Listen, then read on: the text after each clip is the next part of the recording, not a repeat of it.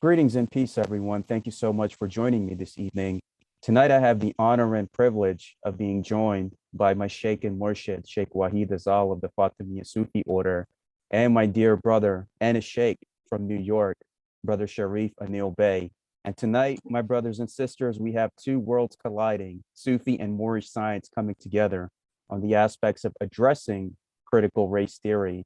So I'm honored and I'm humbled that both of these great sheikhs and murshids have joined me in this great podcast. And we begin this in the name of Allah, Bismillah ar-Rahman ar-Rahim, the beneficent, the most merciful. And without further ado, my blessings and my peace and greetings to both sheikhs to do what they do best. Nur alaikum and Islam to my brothers and sisters in the Moorish Science Temple. You guys are great. I love you all, one and all. This is great. You know, I think we're going to move some mountains and maybe crush a few tonight. There you go. Yes, sir. Assalamu alaikum, to you, brother. And I'm honored. I'm truly honored to be a part of this conversation and to be in the presence of both of you. As the brother that I like to do the same, and begin in the name of Allah, the author, the creator, the governor of all the worlds, almighty, eternal, and incomprehensible. I want to give honors to, our prophet in this day and time, sent to our people here in America to teach us the truth about our nationality and birthrights. And that's Prophet N.Wahid. And we give honors to all true and divine prophets, all of them, making no distinction between the prophets. Praise Allah. Praise Allah. Can you see me, or is my video not on? I can't see it. Okay, let's. Do you have the turn video on option, Sheikh? Yeah, I think so. Should be there. Integrated camera, video settings. Very strange. This hasn't happened to me before. Yeah, but that's fine. We can begin this conversation on critical race theory. Okay. So I would like for Brother Sharif to start with the critical race theory, his opinions and thoughts on it with the Moorish science perspective. And then we go to Sheikh Wahid Azal. Well, one of the things that I'll be short and just very simple. The whole big bluster about critical race theory being taught in schools in America, it's a crazy false flag. It's first and foremost, critical race theory is an upper level collegiate course. It is not synonymous with Black history. Critical race theory, in short, is a sociological study of how racism may or may not be institutionalized within American society. That's never been taught at the elementary school level. Never. And so what you have is, the radical alternative right using the term, as a big gigantic and make it into a big gigantic boogeyman. And then putting so much fervor and energy behind it that people end up defending something they don't even need to defend. So you got people saying, no, we do need it in schools. Wait, whoa. Stop. The big thing about propaganda is, I'm sure I'm preaching to the choir, the big thing about propaganda is that it doesn't have to make sense. All it's got to do is just wear out the opponent. And that's what we're dealing with right now. Oh, last thing I'll say is that we have to be intelligent enough and level-headed enough to be able to put our finger squarely on the pulse of the issue. Definitely. And Sheikh, please. Bismillah al-Aqdas, in the name of God, the most impregnable, the most holy. I did a very short podcast last June in 2021, just going over basics of CRT, critical race theory. So if you could put that in the description box, I think that would kind of help people to understand what the theory of critical race is all about. Because whether we're talking about the punditry on the media level or whether we're talking about people on the street, most people have no idea what critical race theory even is, and especially those who are pontificating about it on, the right-wing press, and even some in the liberal press. Yes. Critical race theory has to do with, first of all, let's kind of rewind. What is critical race theory? Critical race theory is basically a theory about jurisprudence and race. That certain Marxist legal scholars, beginning in Harvard University in the early 80s, began to write about, mainly Black scholars, where they took much of the critical theory of the time, and especially from the works of Frantz Fanon and otherwise, and began to apply these things to the study of law and how legal, whether we're talking about the legislative level or even on the level of jurisprudence and case laws, whatnot, in the courts, that the system was systemically implementing white supremacy, right? Correct. Now, historically speaking, I don't think there's anyone with even a modicum of brain matter in their head that can dispute this fact. Yet, in the right-wing media, whether we're talking about the Murdochracy or whether we're talking about some of its spawns like Sky News here, these people seem to be under the impression that critical race theory is advocating for something that it isn't. And one thing that I covered in that podcast is that one thing that critical race theory is very, very careful about is not to define two things. Number one, race, and number two, white racism. Why? Because under the theory of critical race theory, it doesn't subscribe to notions of essentialism. So to make definitions of race is to fall into essentialist fallacies. And this is what the media doesn't understand. And especially a lot of the right-wing punditry cannot even get their head around this. So they attack a theory which they have no idea about and are demonizing it far and wide, basically because critical race theory has become an extremely disruptive theory to notions of white supremacy, whether masquerading in one form or another, whether hidden or apparent. I'm not saying that critical race theory is an infallible theory of explaining everything. Right. It is certainly not that at all. And there are multiple critical race theories. So for every advocate of critical race theory, they have their own unique perspective of what critical race theory is. They differ amongst each other on details and minutiae and this, that, and the other thing, as happens amongst academics and scholars. So, even to speak of a critical race theory in the singular is a kind of a fallacy. I personally follow the perspective of my late friend, the Jamaican scholar, Charles W. Mills, God rest his soul. He passed away last year. Him and I started talking with each other over email beginning in 2013 after I read his book, The Racial Contract, for the first time. And this book just blew me away because the way that he has contextualized the issue of race in the modern West is an extremely, extremely important contextualization. He begins on the basis of looking at and dissecting contract theory. So contract theory and social contract theory, which is the basis of the ideology of liberal democracy. That's right. Which people like Jean-Jacques Rousseau, the French enlightened philosopher, basically present, is that society, a society or a polity is formed by the consensus of its subjects. Yes. Whether we're talking about a sovereign in terms of a king, or whether we're talking about a polity in terms of a republic or whatever. So that is the basis of liberal democracy. It's the social contract theory. What Charles Mills does in his book is he completely upends the entire notion of social contract theory by claiming that the social contract, as presented by liberal democratic theory, is actually false. It's a ruse, because the actual contract that has been in place, particularly since the foundation of America, has been a racial contract. That's fact. Now, unlike a constitution, a racial contract doesn't necessarily have to be written down in a piece of paper and assented to and signed by other people.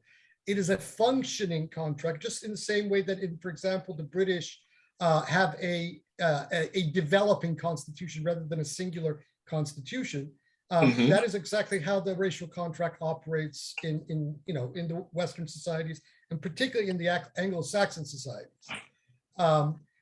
What he also presents that I find extremely interesting, that you actually touched on in your interview with that lady from Indiana, which is a very important point, is that Charles argues in his book that women, the white woman, is actually a subordinate party to this racial contract. Absolutely. And Absolutely.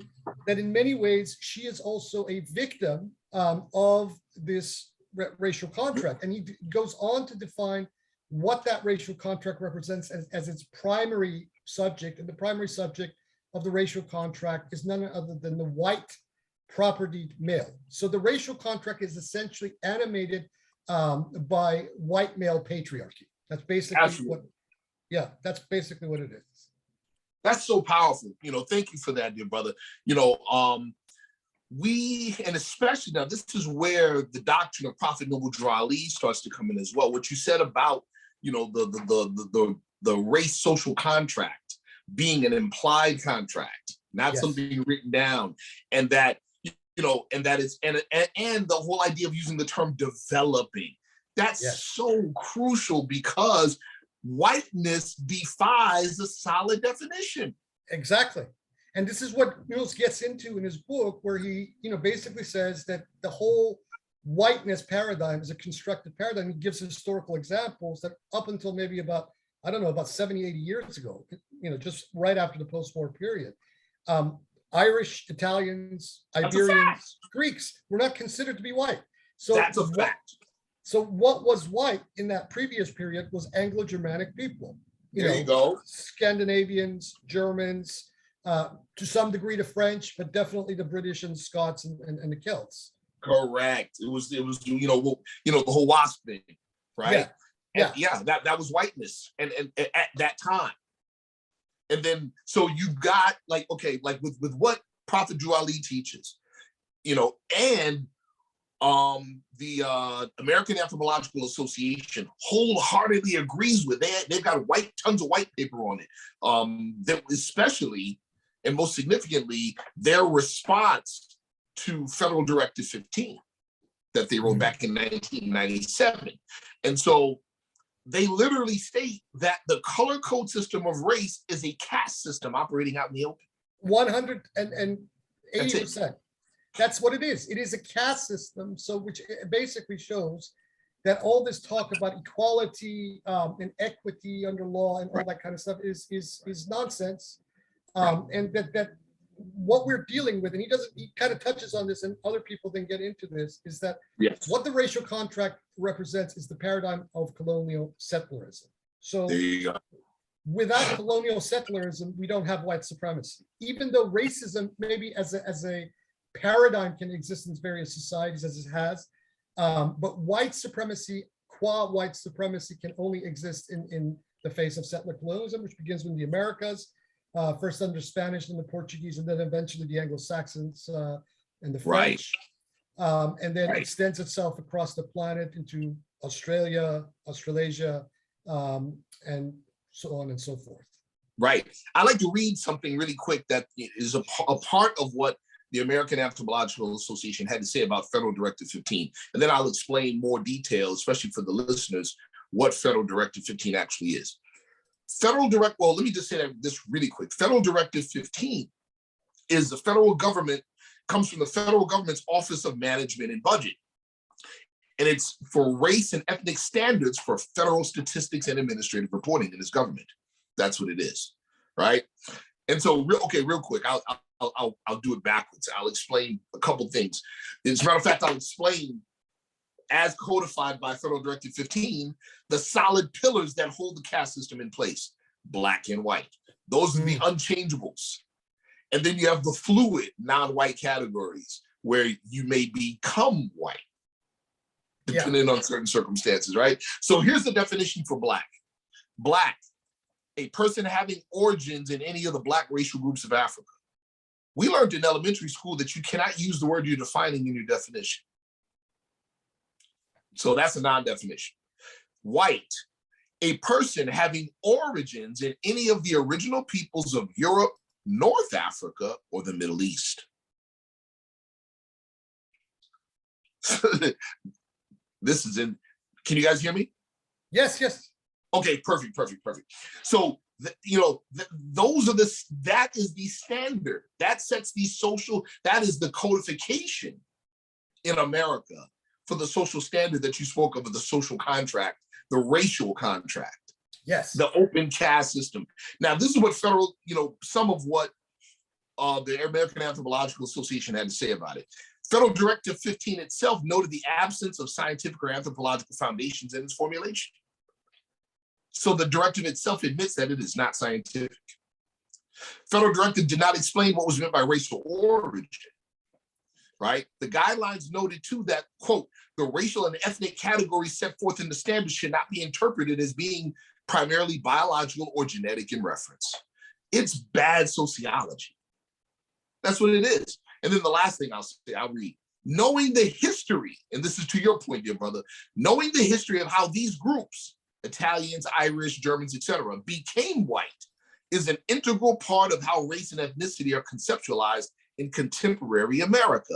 The aggregated category of white begs scrutiny. It is important to keep in mind that the American system of categorizing groups of people based on race and ethnicity developed initially by a then dominant white European descendant population, served as a means to distinguish and control other non-white populations in various ways. That's exactly it. That is exactly the truth. And I'm glad, my brother, that you pointed that out, because in this caste system that we see, I also see many of those from elite Arab backgrounds who have integrated here in America into white society. And I always notice, like, what is it that sets them apart from like your average other, like you said, the two pillars. If they're fluid enough, they can integrate with one of the other. So Right. I've seen that with a lot of prominent Arab individuals here in the States who have basically integrated themselves successfully into the white culture, where they're not seen as an outsider, and Yes. they're able to gain all of the accolades and success, which would Absolutely. otherwise seem impossible. So that is a very good point that you pointed out. There's a gentleman. Go ahead. I'm sorry. Go ahead, brother. Go ahead. No, go. Okay, thanks. Frantz Fanon wrote a whole book about this whole phenomenon called Black Skin, White Masks. Yes. Which is basically the phenomena of Uncle Thomism. And you get this especially in immigrant communities. I mean, the Iranian American community is, in my opinion, because I come from that community, Yes. is a paragon of this, especially the Shahs of Sunset folks in Los Angeles. And this is a function of the assimilationism that colonial settlers and white supremacy imposes on certain populations who are not white in origination. Yes.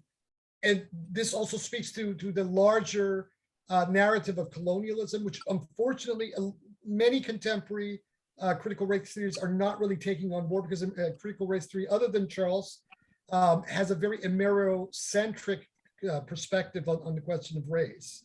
Yes. But once you incorporate colonial theory and decolonial theory into the equation, you begin to see how the dynamic operates. So, you have a society that is projecting an image of what is good and what is bad in one perspective.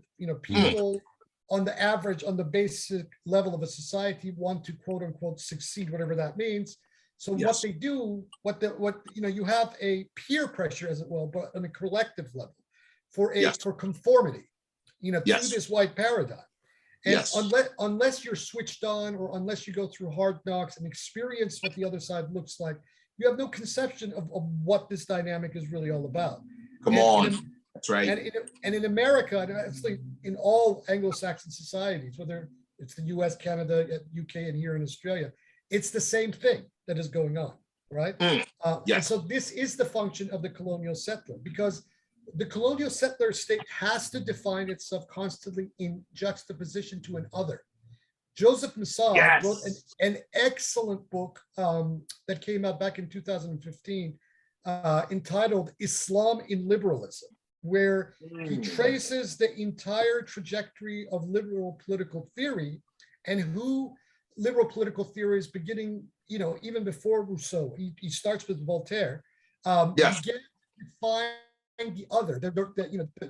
their typification of the what reason was embodied in their opinion in the white race, and particularly Northern Europeans, and their typification of what is completely the opposite of this was the Muslim.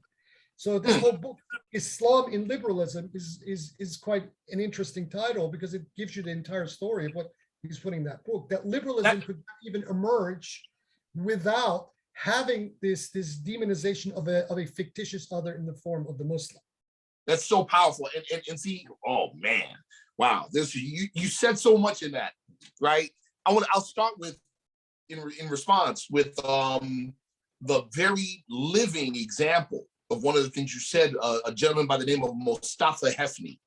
Back in the 80s, Mustafa Hefni immigrated from Egypt. He's an Egyptian-born Arab. Phenotypically, in terms of, appearance, he looks like me. Woolly hair, dark brown, dark olive skin. So he immigrates here, but because based on Federal Directive 15, he's classified as white. After spending time here, he was a professor, I believe, at Temple University. He went to change his classification. That's when all hell broke loose. Wow. That's when they told him. They said, "Listen, keep your mouth shut. If you might lose your job. You were going to make things real difficult for you. Like really, things got really bad." He's like, "No, I'm black, like the people that I look like." And here, that's why they were like, no.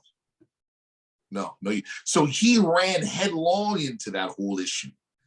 You see, and so I believe he's suing the federal government, for suing the federal government for quote unquote black status.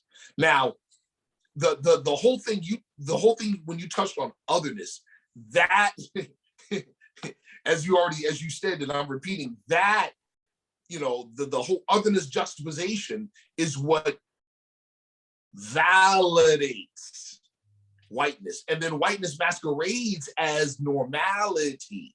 Exactly. And there's a reason for this that we can then now kind of bring in the wider economic system. So whiteness under capitalism is unspokenly defined as that which is a good product, right? So let's talk in the language of commodity. So white is a good commodity, black is a bad commodity in the mentality or the zeitgeist of capitalism. So yes, in order to sell, you must become whitened. Right? So definitions of success are then defined in terms of commodification, what you can sell and what you can't sell. There you go. Now then we have race and class beginning to merge into a paradigm. As a singular thing. And this is, thankfully, a lot of the critical race theories are also looking at this, how the intersection between class and race is a very important issue to try to unravel much of this. But that materialist mentality that under capitalism is what propels a lot of this stuff. Now, that's not to say that under society or pre-capitalist society, mercantile societies, or even under various facets of the Muslim empire, you didn't have these sorts of attitudes about what is good and bad. That black represents bad and white represents good. You had that. But under capitalism, especially as it begins to morph into the system that we have today around the late 16th century, early 17th century, these become more concretized. That's a fact. As a matter of fact, that's a perfect segue. I put in our chat earlier a research paper, and there's a number of similar papers that are out about American racist thought and the Iberian origins. Yes. Of American racist thought, simply put, and as taught in the Moorish Science Temple of America, right? That time period is the missing link, right? With the people that are now called Negro, Black, colored, African American, etc. That's our historical missing link, is that time period is the fall of Granada. And slavery not being our beginnings as in the sense of products of European commerce, but slavery being a consequence of our loss. See, it being a consequence of our loss. And today's, these labels that are attached to us, these racial labels, are residual of or socialized, fully American socialized military conceits of a military conflict. It's like one of the ways we explain it in the organization is like this. Imagine Vietnam War. What did the American troops call the Viet Cong? Gooks, zipperheads, etc.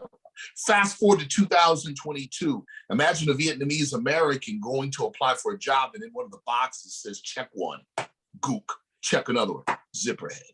And this is what we're dealing with.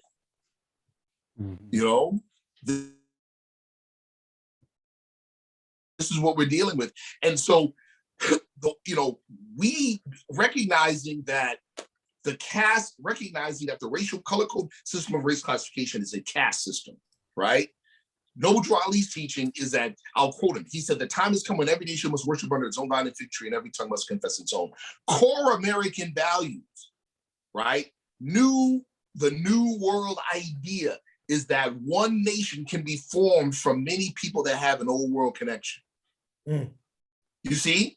So it has nothing to do with race.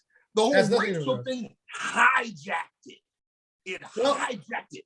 Let's look at where the history of the concept of race actually emerges. It actually emerges, it was already moving in that direction, but we don't get a concept of biological race until Charles Darwin and Darwinism. There you go. So the notion of race is an Anglo-European scientific positivistic construction in order to justify, right? Yes. It's then conquest of the planet, and its belief in its supremacy over other people, which is what Charles Darwin was a complete racist. Yes.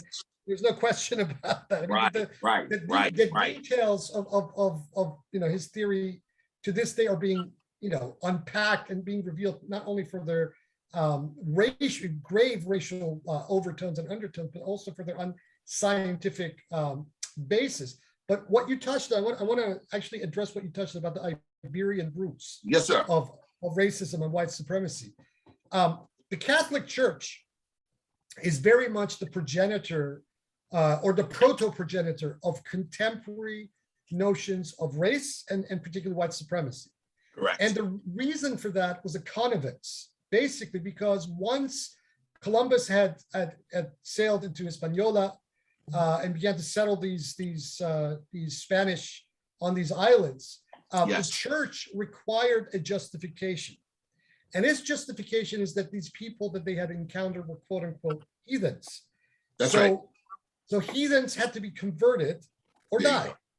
So in essence, just like that article that you sent me, I actually read the whole thing. Nice. On that basis, the church was actually articulating a holy war in its own conception against these natives that it had conquered, simultaneously to the fact that the church or these principalities such as the House of Aragon, who had just reconquered Spain, had to have a justification for their dispossession and disenfranchisement of the Moorish populations that had been living there, and they were then at that time under the office of the Grand Inquisition were forcing to convert by force to Roman Catholicism or be killed. This is the fact. Simultaneous to that, you have trade happening between Spain and North Africa. Yes. And the church needed a justification for its relations with the African population of the continent. So then they then subsumed the Black African population of that continent into that very definition simultaneously as well. So this was all a connivance of the Roman Catholic Church in order to justify its quote unquote holy war, and under that umbrella, its conquest of new lands. That's a fact. To your point, back in 1442, of course, this is, full steam ahead with the Reconquista. Pope Eugene IV signed the papal bull Ilias Q, right? Which authorized the Portuguese military order, the Order of Mary and Christ, to begin raids on the west coast of Africa. And he literally called it a new crusade against the Moors. Yeah. These are the things, dear brother.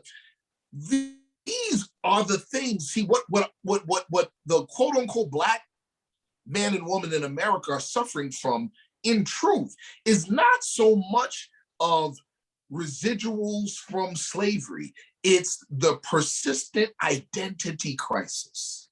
Exactly. That's the real issue there. That's the real issue. That's what got, see, that leads into, we were just talking about this earlier, what got Whoopi Goldberg in trouble. Because she put her finger on, got too close to the pulse. She goes, oh, that wasn't, between the Germans and Jews, that wasn't a racial issue. They're both white.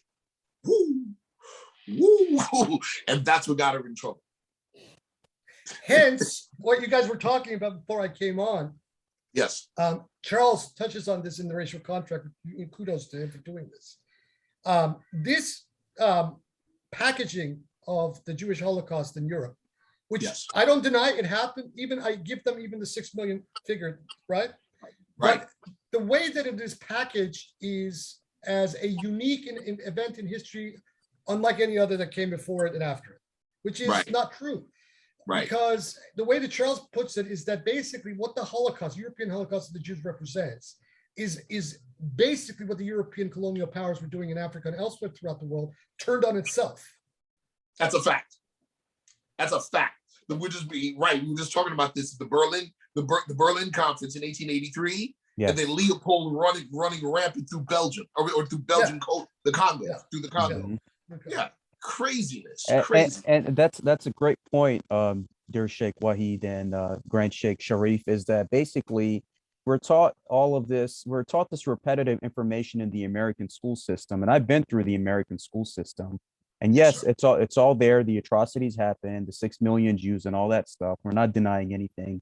But why aren't we taught about the 100 million Native Americans, the indigenous people here, what King Leopold did to the Africans, what the British did to the indigenous in New Zealand and Australia, what Winston Churchill did to the Asian Indians that starved 100 million of them to death because of the British policy?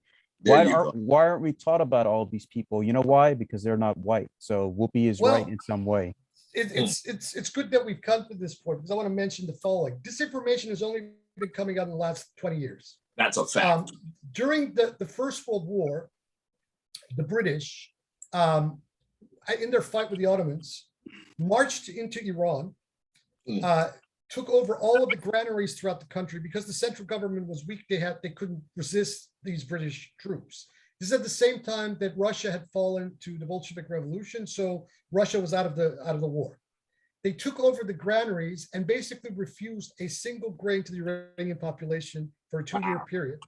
Wow. And these are based on U.S. State Department records. There's an estimated 8.5 to maybe 9 million Iranians perished between the years of 1917 and 1919. This information was suppressed until an Iranian scholar who lives in the East Coast of the United States, Mr. Mohammad Qoli Majd, went through the archives of the U.S. State Department for the period and uncovered this. There were rumors for years and years that something, this massive famine had happened in Iran during the First World War. No one had known about it. It then turns out that in 1921, the British orchestrated the coup d'etat of Reza Shah, the father of the former king of Iran, as a mechanism to cover up the crime that they had committed in the Iranian Holocaust of 1917 to 1919. So for over a 57, 58-year period when the Pahlavis were in power, a Western American-backed comprador regime, this information was systematically suppressed because that was the price for it coming to power in the first place. And this happened before the Nazi Holocaust, the Second World War. Wow. See, there's a book on this. There's a book on. I will send you a copy of it, a PDF copy of it. This brings up a question in my mind. Right now, this aspect of critical race theory in America, why is there so much resistance all over the country where they don't want this taught in the schools? And I would love to hear both of your thoughts on this. Because it touches too close to home, and because when you examine critical race theory, it is unassailable in what it presents. Like I said, let me reemphasize, when I say unassailable, I don't mean infallible. I mean, as a theory, it is, you cannot argue with it, right? Right. I have defied many of these conservative punditry on their pages on Facebook and elsewhere to come and debate with me on the fine points of the critical theory. Take your author, let's read the text, and then argue the points back and forth based on issues of history, based on issues of theory, based on issues of whatever you want. Absolutely. None of them are interested. Nope. They're not interested. So that means that critical race theory as a theory is a incredibly, threatening theory to the establishment. But by the same token, what you're also finding, and this is a mechanism that happens in these societies that we're living in, is that when an establishment sees something that it finds a threat, it attempts to infiltrate it and to appropriate it. But in my opinion, where critical race theory is concerned, this is a mistake they're making, because it is as if they're going to be swallowing the hemlock themselves. Right. So if they appropriate the critical theory because of what critical theory represents, they're going to fall. And this is very different from, say, for example, the gay stuff. It is very different from even the gender stuff to a lot of degree, because gender is shared across all races, right? Right. And even the issue of homosexuality is shared amongst all races. Amongst all races, that's right. But when it comes to the issue of race itself, right, given the historical record, given, and this evidence is unassailable, and given what imperialism and white imperialism has inflicted on this planet for the last, 500 years, and particularly given scholars are now coming and saying things like the environmental crisis that the planet is facing is as a consequence of the last 500 years of European colonialism and imperialism. This is a gun to their head. It really is, dear brother. Then I'll refer to in my answer or in my response to James Reston in his book, James Reston Jr.'s book, The Dogs of God, right? Talking about the connection between Columbus and the defeat of the Moors, right? Anyway, he speaks of that time period, 1477, in 1478, when the Inquisition began, right up to 1492 when the defeat in the fall of Granada. That period of time for Euro-Christian Spain. And then I wanted also to I'll bring it up a little bit later. Euro-Christian Spain, that point in the Reconquista, man, they had the wind at their back. Yeah. So much so that they came up with the phrase that's now used by the alternative right and white supremacist groups today, Deus vult, God wills it. Because they realized, they were like, this isn't happening because there's something else. This is bigger than us. And so when James Reston Jr. says that the marriage of Ferdinand and Isabella uniting the kingdoms of Aragon and Castile to create the first modern nation state in the world, right? Said that the Euro-Christians at the time called it the second coming of Christ. And that our forefathers called it the end of the age. So what we're seeing in America today is that same sentiment in reverse. Yes. We're seeing the same sentiment in reverse. It's like, listen, everybody else is kind of sitting on their hands. It's kind of happening all by itself. And to your point, America, I did a lecture on racism for a group of professional educators. My last slide was this, and I showed statistics. Racism is economically and socially unsustainable. Exactly. The world can't sustain it. America definitely can't. Well, we've had 500 years of one particular tribe of people on this planet plundering the resources which have plundered the environment in which humans being. So the ecosystem is now beginning a process of shutting down. And if we are not careful over the next 50 to 60 years, we will have an extinction event on that level. The level, for example, in which entire areas which were rich in all kinds of, minerals are now depleted. The level at which the oceans are being polluted, that is, killing massive amounts of aquatic life. The fact that the planet is warming up, and that is creating another layer to the extinction of biological species in the oceans and whatnot. This is a very serious thing. So white supremacy is a killer. It is killing you. And it's also killing white people. It's not just killing black and brown people throughout the world. Come It's also on. killing white people as well. That's So right. it is in the interest of the tribes of Europe. I mean, this whole, I don't use white anymore because I think it's such a misnomer. But the tribes of Europe, who are scattered throughout the world, it is in their best interest to start considering that this paradigm needs to be unraveled. So, On. we ask for their solidarity. Do you want your children to live in peace? Do you want a better world for your children, for yourselves and their children?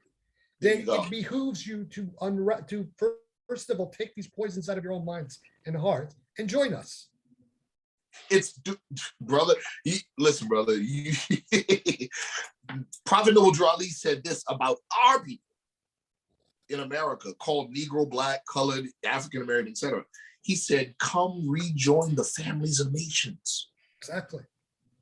When we gave that up and accepted the false teaching in terms of identity, we left the human family.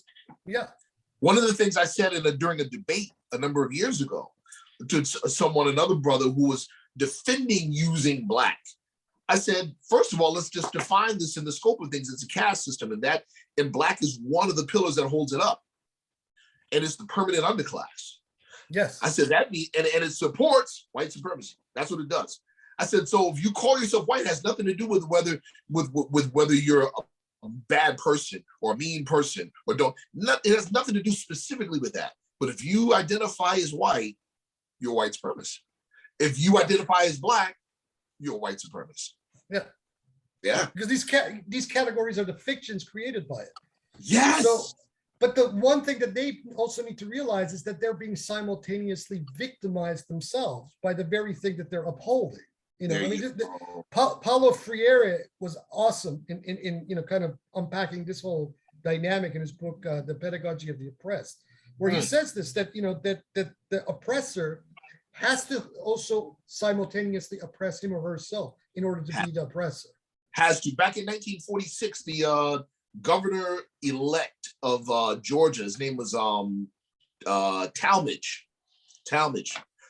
He, when asked on the Meet the Press radio show about the Negro problem, he openly said the Negro is living a 150-plus-year-old artificial history that prevents him from respect and recognition in American society. He was right. But what he failed to understand or failed to verbalize that he had to do the same thing. They had to do the same thing to their own people as well. Yes. Beginning with the women. Beginning with the women. Yeah. Yes. So, I think, we should start to reach out to our sisters amongst, the tribes of Europe, because as they're being empowered, they're also in a position to begin to basically to go for the jugular of the white male patriarchy that fuels the white supremacy. And, a lot of these gals, a lot of them surprise me from time to time because they get it, because they have been victimized on the levels that they have been victimized by the system and individuals. When they get it, they really come out, and that you're talking about real Valkyries here as warriors, real comrades. So I appeal to all the white women. I mean, I said this in another podcast with Salman some time ago. When I define white supremacy, I define it as white male patriarchy. And sisters, white sisters can be on one side of the border of this or on the other side, but they're not literally defined by it, as it were. So that then also throws the the arguments about we are racist or reverse racism, which is nonsense. Right. There is no such thing as reverse nonsense. So this is where I think, as a strategy, more when you that sister that you interviewed for your program, she was great. She was really good. I watched that whole thing. Beautiful. And that woman was great. More power to her, but we need more and more and more of these sisters to join our ranks. People need to see what you mentioned earlier and I mentioned earlier. They need to see, just have a little bit of foresight. If you love this country and you want to see it continue and prosper, they have to have enough clear-sightedness to go, wow, it's unsustainable going the way it is with this particular dynamic. Unsustainable. It's driving it into the ground. McKinsey and Company, in a recent report they did, stated that by closing the racial wealth gap, we're just talking money, closing the racial wealth gap created by systemic racism, the United States GDP could be 4 to 6% higher by 2028. So like in nominal dollars, consumption, investment, cost the US economy between 1 trillion and 1.5 trillion, between now and 2028. That's roughly $2,900 to $3,400 per capita GDP. Wow. Effectively, racism is costing European Americans that much for every man, woman, and child. By missing out on that 4 to 6% growth, they're robbing themselves of money, job opportunities, promotions, and even a higher standard of living than they have right now. 100%. And let's just remind everybody that since the end of the Second World War, all of the wars of empire have been wars against people of color. All of them.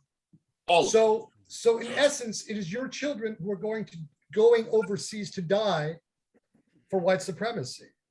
Yes. You're losing your loved ones. Yes. Your futures are being robbed by white supremacy.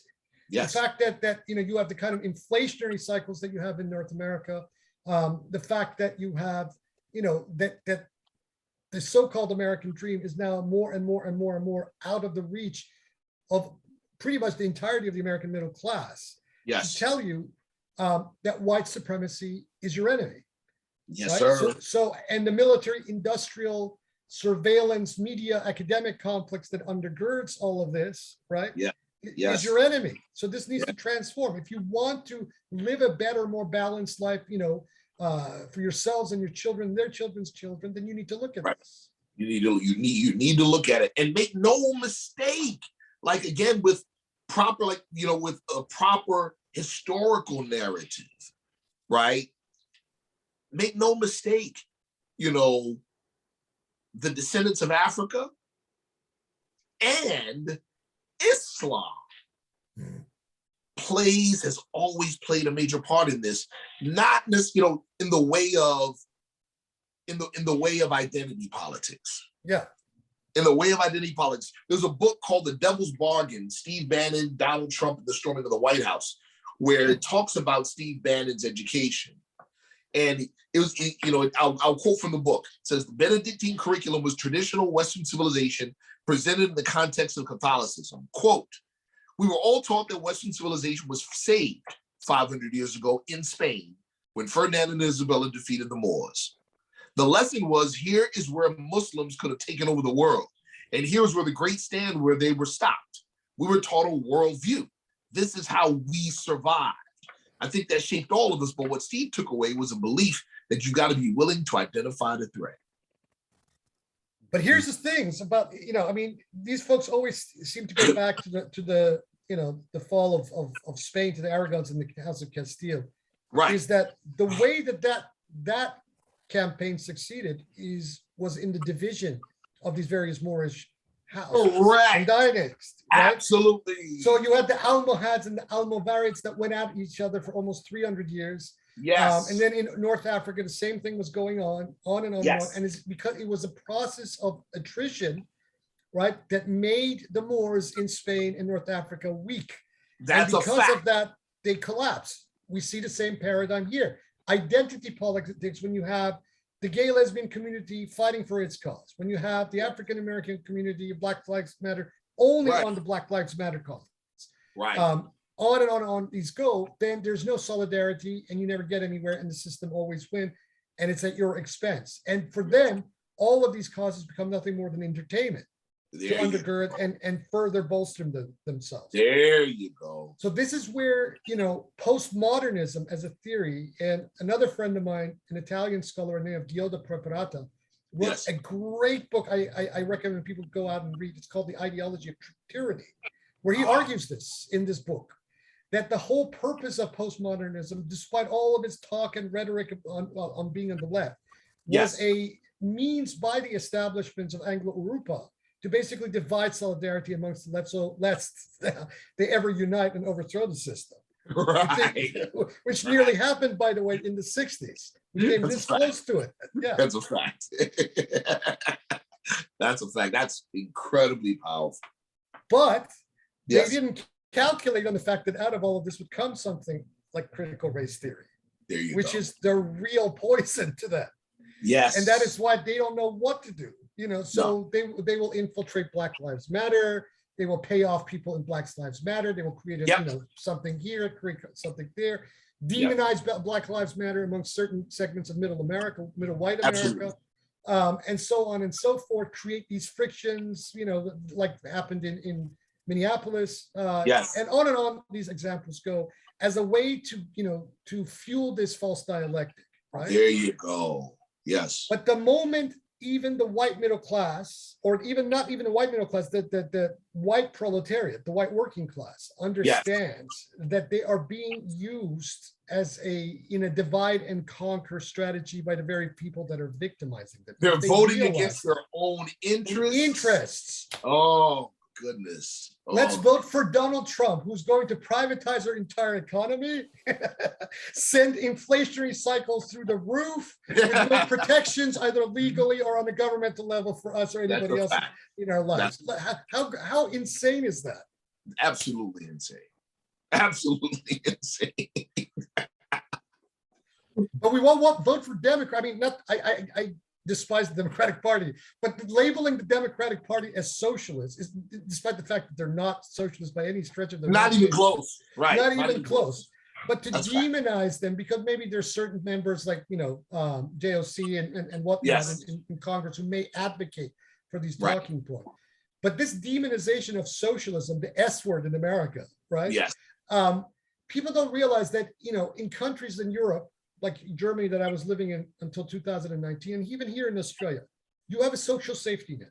So, basic healthcare is guaranteed by law. Education, up to a certain point, is free, right? Yes, you pay more taxes, right? But you also get better roads. You get better, healthcare. If you run out of money, or if you don't have, if you go destitute, you can always depend on some level of a government program. Right. Come and bail you out. And it's your money, your tax money that is made. It's your tax money in action. There you go. Yes. But in America, people are brainwashed to believe that this is a bad thing, and that government on that level that taxes the rich, or taxes that that you have a tax base that then creates a social welfare program, creates socialized medicine, creates public education, and that sort of thing is a bad thing. Is socialism. This is the way of the devil. This is what these people.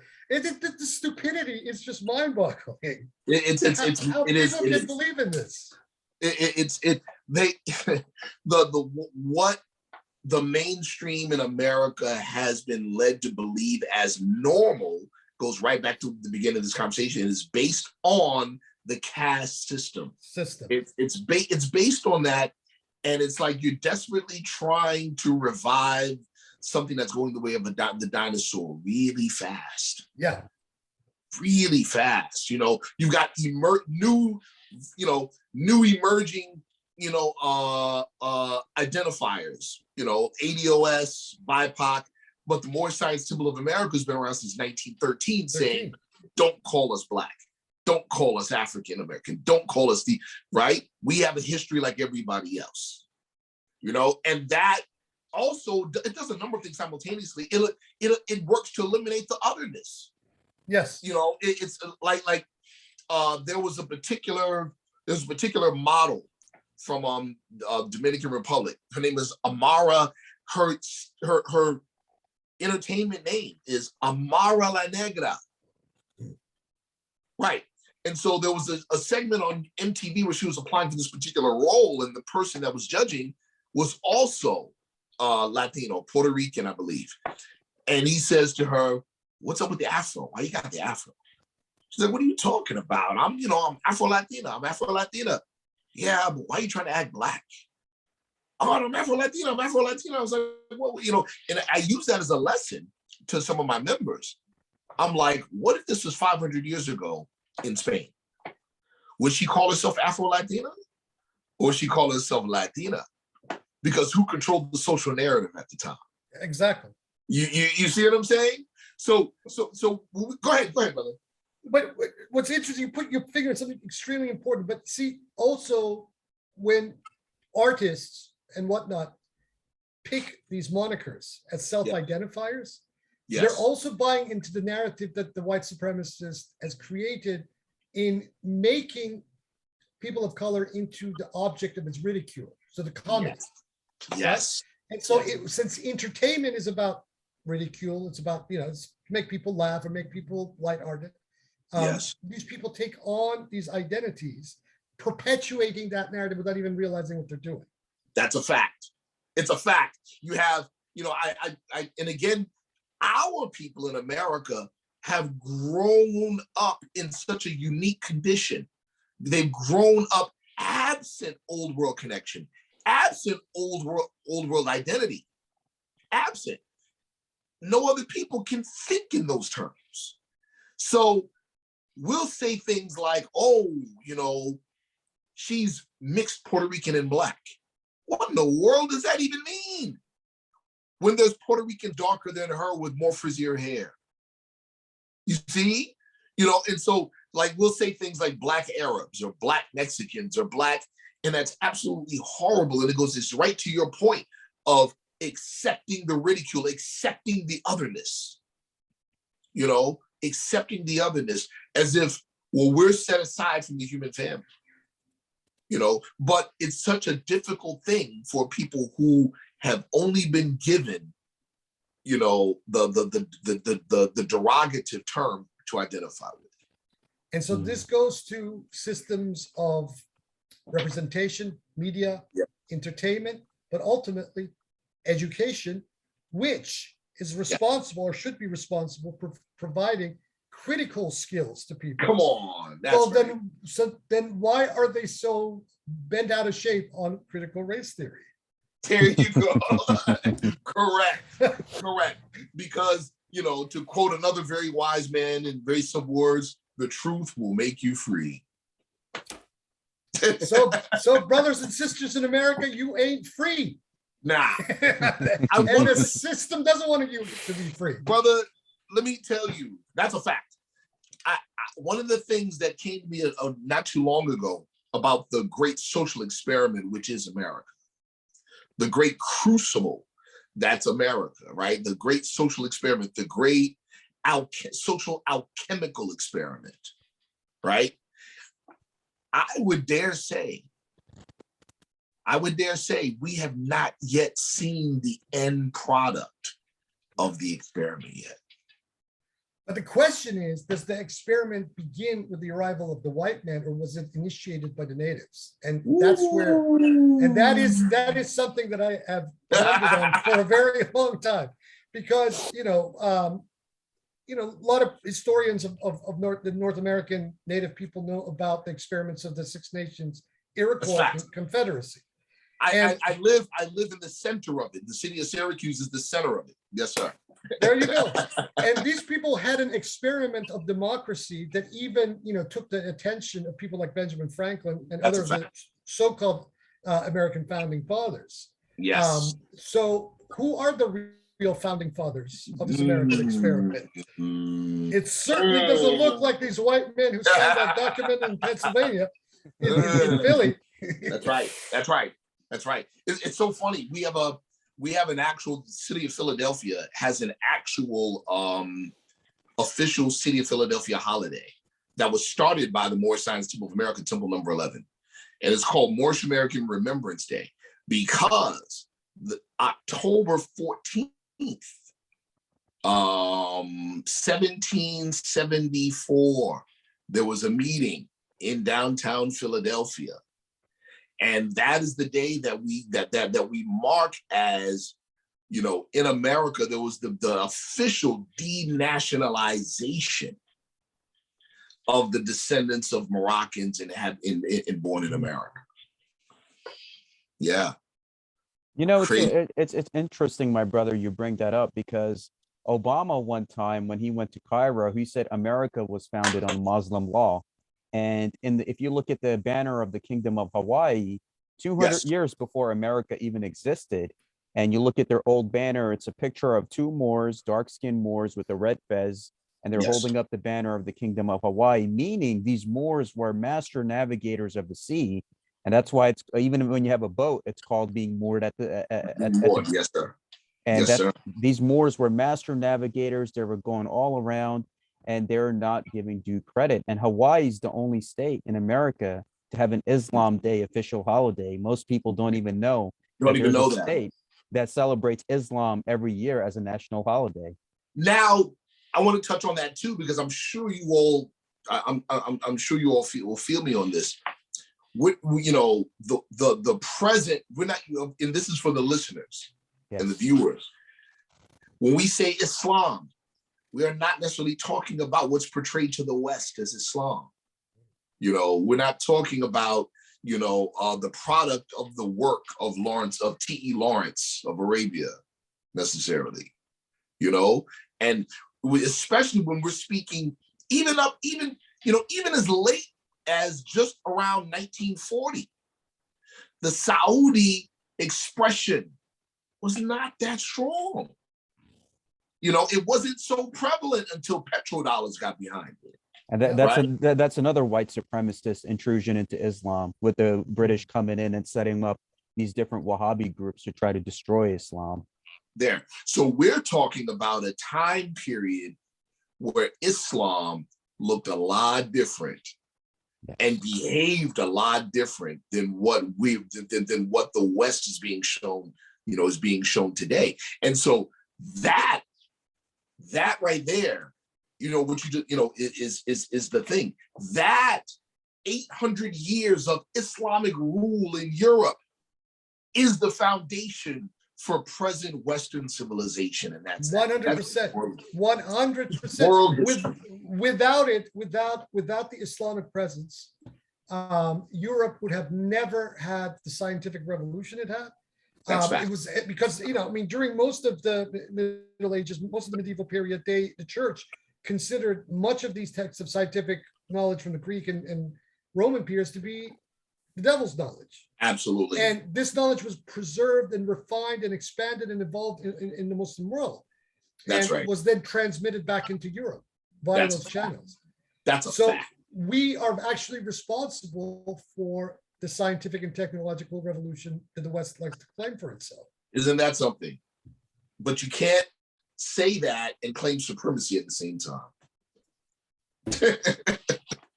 Can't do that.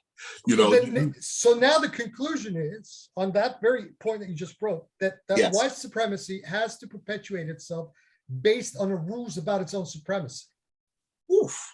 So it doesn't, you know, white supremacy is actually not responsible for spawning its domination of the planet. Other people have it. I mean, you even see it today, you know, in most of the tech industries and government, in even intelligence and media.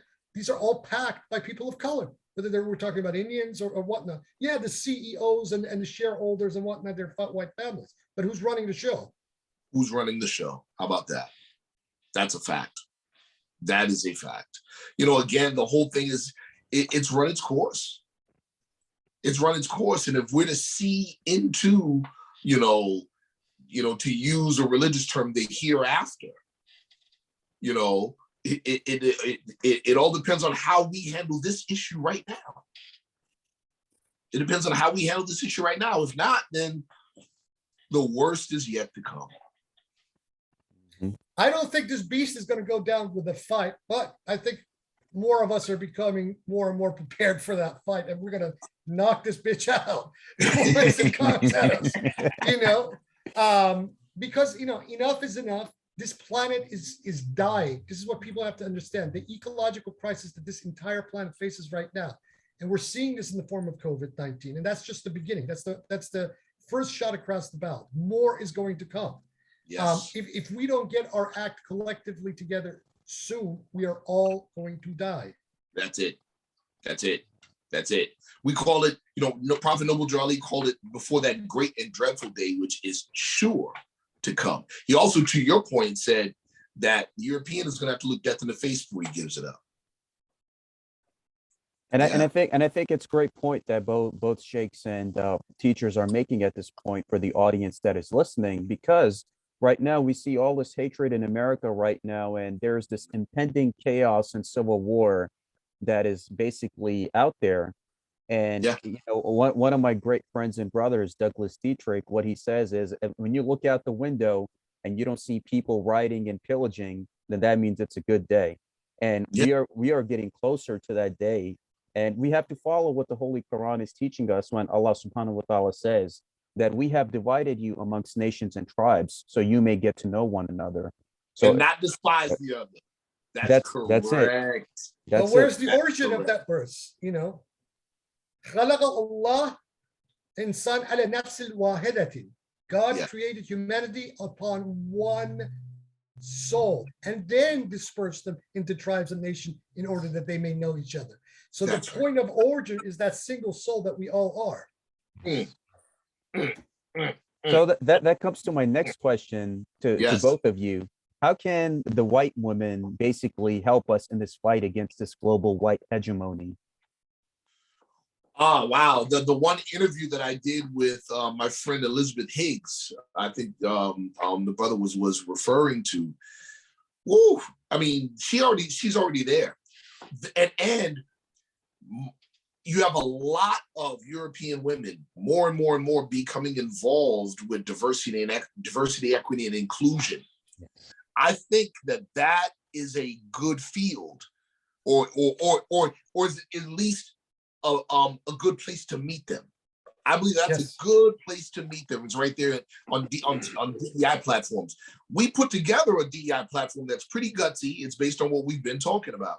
That DEI platform is what we call race nonconformity. If I can, in America today, decide, you know what? My name's not Sharif, my name is Sharifa, and call me a she, and you got to respect my pronouns, right? In the workplace.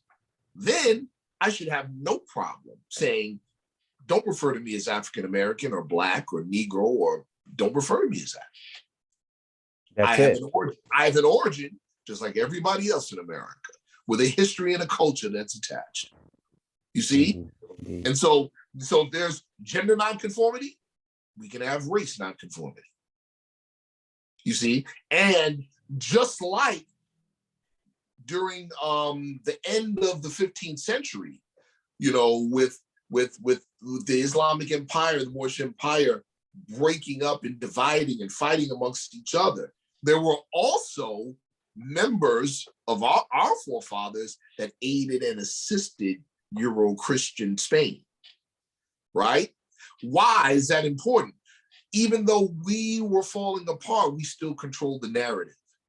So we have to be able to heavily impact the status quo to cause the change. And I think that that's a good way to go, at it. And I believe dealing with the European woman in this respect is a good approach as well. Definitely. 100%. I agree. 100%. I mean,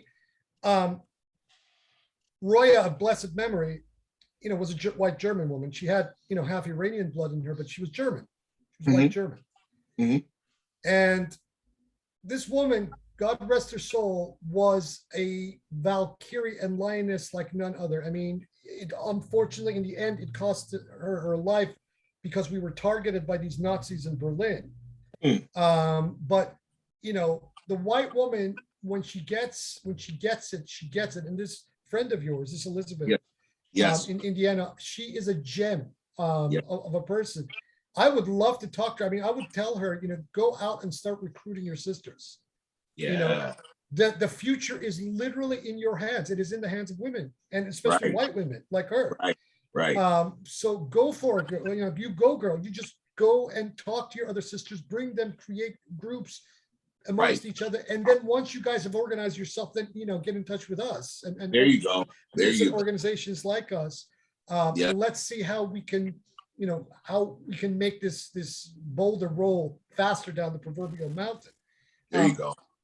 The thing with critical race theory is that critical race theory is a nuclear bomb, a discursive nuclear bomb. Yes. And this is why they are, the right, the far right is hell bent on discrediting it. And they're being very honest about it. Yes. But, we have to discredit. But the liberal, the white liberal, the one that Malcolm X warned about more than any other, those are the cats that we got to be careful of. Why? That's the ones. Because they want to appropriate this in terms of wanting to corrupt it. But my opinion is that they won't be able to. Because they won't be able to disfigure the theory. They will have to face the theory and deal with it. To your point, brother, we did a presentation to a very, she's got a huge heart, love her to death. She's a European sociologist and anthropologist, and she's a professor at Syracuse University. She was looking to help us get published for our diversity platform. And when we were presenting to her, the fear, like, oh my goodness. You know what she said? There's like knee-jerk reaction. But we can't totally get rid of race classification. I said, why? She goes, because how are we going to measure racism without it? And so that's a problem. So it's a vicious cycle. See? Right. The Arubra's swallowing its own tail. So yes. we want to cut this snake in half. That's right. She was basically saying, no, we need it so we can monitor it. How about we get rid of it so we don't need it? But getting rid of it does not mean being colorblind either, because that is also whitewashing. So, we have to, we got to get really creative with all of this. And this is what these folks writing critical race theory are actually doing. Yes. That's why I get really peeved at some brothers and sisters, like my dear friend, Idris Samawi Hamid, who poo-poo critical race theory and their philosophy professors without actually sitting and reading these texts and dealing with it on their own terms. Right. No one is saying that this stuff is foolproof, it's infallible, that it's scripture from heaven. No. It is a theory, but it is a very powerful theory, and it is potentially the poison to the system. If it swallows it, will kill it. If for no other reason, it dares to psychoanalyze what is masquerading as normal. Exactly. Yeah. If for no other reason. This is absolutely beautiful, because myself being of the Fatimiyya Sufi order and Sheikh Wahid Azal being my Sheikh and Murshid, I'm so happy that this is an example of unity, my brothers, that we are exemplifying tonight with the Moorish science and Sufi science coming together in one platform, because it was the Moors and the Sufis collectively who brought the Europeans from darkness to light. So it's us coming back together again with the blessings and will of Allah subhanahu wa ta'ala. And I'm just so honored to be here with both of you. We're taught, right? The Arabic, of course, Qul huwallahu ahad, right? Doesn't mean that there's one God. Yes. It means Allah is one. Yes. Meaning the indivisible unity. So there is no duality. There's polarity, right, that expresses as duality, but there is no duality. All is one. Mm-hmm. Or another way of putting it, there's no dualism, but there is a dualitude. Yes. And dualitude is very different than duality or dualism. Because ultimately, there's only one thing in control of the whole plot. That's right. Correct. And so with us, like, we'll say, what is our religion? Islamism, right? We say ism to denote a purposeful, active direction towards the resolution of opposites. To us, that is it. Islam is heaven. It's the state of, it is the perfect state of being. So our religion is a pursuit in that direction. There's a lot, I think, that what Prophet Drew Ali taught us that's very, very close and congruent with Sufi practice and Sufi thought. Brother Sharif, that brings me to my next question. If Prophet Noble Drew Ali was alive today, how would he address the critical race theory situation, and what would he advise not just the Moors, but humanity as a whole on how to tackle this issue and stand against those that are resisting against it? What would he do? He was born in January 8th, 1886. That would make him a Capricorn, right? Mhm. So straightforward and biting, basically. As a matter of fact, I'll quote, he said, according to all true and divine records of the human family, there is no Negro, Black, or colored race or attached to the human race. These things don't exist, And so with him, he would say, listen, let's start with the truth. Let's go from what's known to the unknown. What's known is that those terms are improper to refer to human beings by. Indeed. That's it.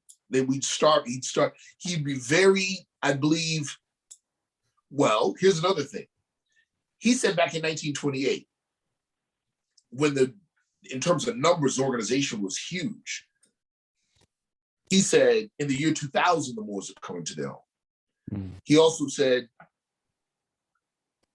the third and fourth generation will see basically he said the work he did in 1928 was to more fully manifest in a future time. I would argue and say, I would say arguably maybe that his teaching back in 1928 is more relevant today. Definitely. More relevant today. When we can say, wait a minute, when we can talk about what we're talking about now, critical race theory, the fact that the color-coded race classification system is a caste system. And then you say, well, wait a minute, N.Wahid Azal was teaching in 1913 that these things don't exist. That Black and white people don't exist the way we say them to exist. You see, and that those are marks, especially Black, because you can't have a superior without an inferior. You Definitely. can't. And so for our people, before we can point at superior, we need to clean up ourselves. 100%. So we stop not just calling ourselves by inferior names, but behaving like the names indicate. Mm-hmm. We give up the names and the principles that delude to slavery. Indeed. That shakes the foundation of white supremacy. And that's beautiful, my brother. And now I would like to ask my Murshid and Sheikh Wahid Azal, that if the Bab and Sufi Azal faced critical race theory today, how would they address us on how to tackle this beast? The first thing I would say, I would go back to the question that you asked Sharif Anael-Bey. I would say that Prophet Noble Do, Ali is actually alive today. He's living in the heart of Sharif Anael-Bey and speaking through his mouth today. So Prophet Noble Do is alive. And the Bab and Sufi Azal are alive, and they speak through me in this day. And they are saying exactly what we're saying, that they are on board 100%. Again, it is not an infallible theory. It's not scripture from heaven. It is just a theory, but it's a theory that is descriptive of the times and the phenomena of the times and the layers in which we need to understand in order to untangle the problems that confront us. Prophet Noble Ali said, part of the mission of the organization to propagate the faith of Muhammad and extend the learning and truth of the great prophet of Ali in North America, right? And so we interpret that to mean make it relevant for the present time, right? And so I'm my leadership, Brother R. Jones Bey, and then other leaders and elders that we stand on the shoulders of, they make it easy for brothers like myself and some of my contemporaries. They make it easy for us to do this because they've given us an example. So you're right, dear brother. The prophet is still on the scene. As long as we imitate the example, he's still on the scene, and again, my leadership of the R. Jones Bey is, powerful because he strives to live the life, He strives to live the life. His whole thing is practice, practice, practice. If you're not practicing it, then the words in the pamphlet or the words in the book or the words in the Quran are just words. Yeah. The real lesson is when you put it to practice, the result you get is the lesson. One of my favorite verses in the Quran, where Allah subhanahu wa ta'ala says, we shall show them our signs in the horizons and in themselves, until it becomes manifest to them that it is the real truth. So it's not just a book. The book is a mirror. So Yes. seeking the signs of Allah subhanahu is out there and also within yourself. So that these two are in a sense mirroring each other. So your struggle in yourself to refine yourself and make yourself a better human being is then mirroring outside of you in things that are going on. So God mirrors you from within and from within simultaneously. And I think that verse in the Quran is an extremely powerful formula, because people, I mean, most practitioners, they'll say, well, this is all a book. It's just a scripture. You know, we have no evidence whether it's true or not. We just believe in it. Well, Yes. But the Quran is saying, sure, but seek the Quran of the horizons and the Quran of yourself. That's huge. Wow. This see, like, right, you know, even this social issue, you know, has, you know, the solution to it is spiritual. Yes. Mm-hmm. No, the solution is really spiritual, but not, you know, not in the Western idea of spiritual, which is spooky, you know, spiritual, but spiritual, how spiritual matters impinge upon real events, you know, and those who are seeking that, those are the believers. Yes. Those are the believers, you know, that the inner reality projects into the outer manifestation. Which is actually Quran's own definition of faith, of Iman. The Quran's definition of Iman, I said this to someone the other day on Facebook, is based on two pillars. One is itqan, meaning perfection, and the other one is yaqeen, meaning certitude, or iqan. Wow. So perfection and certitude are the two pillars upon which true faith rests, which in other words, in the teachings of the Imams, peace be upon them, it means ma'rifah, which means gnosis or noetic knowledge. So seeing things as they truly are. There's a prayer by the Prophet, peace be upon him, it says, Allahumma arna haqa'iq al-ashya kama hiya. Oh Lord, show us the reality of things as they truly are. And a Muslim, by that definition, is living that reality on a constant basis, in that they are seeing these realities in the horizons and within their souls. We have a saying, you know, Noble Drew Ali, Prophet Noble Drew Ali, you know, asked, you know, what, you know, understanding was, said that's the rock upon which man builds himself. It is the gnosis of the art and the not. There you go. Yes, sir. Yes, sir. Wow. Which in another way of looking at it is realizing within yourself the words of the tahleel, the la ilaha illallah, there's no God but God. Two phrases. There's a negative phrase, la ilaha, there's no God, and illallah, other than God. So in this dialectic of the world within the horizons of ourselves, we get to realize what the meaning of the tahleel is in our own individual lives. And so these struggles that we are engaged in to perfect the world and perfect ourselves in the process is actually us in the process of realizing the meaning of the tahleel for ourselves, of the la ilaha illallah at every moment. Powerful. This was an incredible conversation. I loved it. It's truly an honor and privilege to bring Moorish science and our Sufi tariqah together, and which basically comes to my conclusion. Are there any concluding thoughts that both sheikhs would like to give? Something that I have not asked on critical race theory, and please take your time. I just wanted to say that once again, I'm honored to be a part of the conversation. I'm honored to be in the presence of both of you. I'm honored to be to contribute in the great struggle for truth. You know, I'm honored. We're really in a real world conflict. You know, and it's very real. And you know, we all have work on ourselves. I have a lot of work on myself to do, you know, but I want to be, you know, the best reflection of Allah and the prophets and the best reflection of truth to demonstrate in the darkest of dark, truth stands unopposed. So thank you all, brothers. Thank you so much.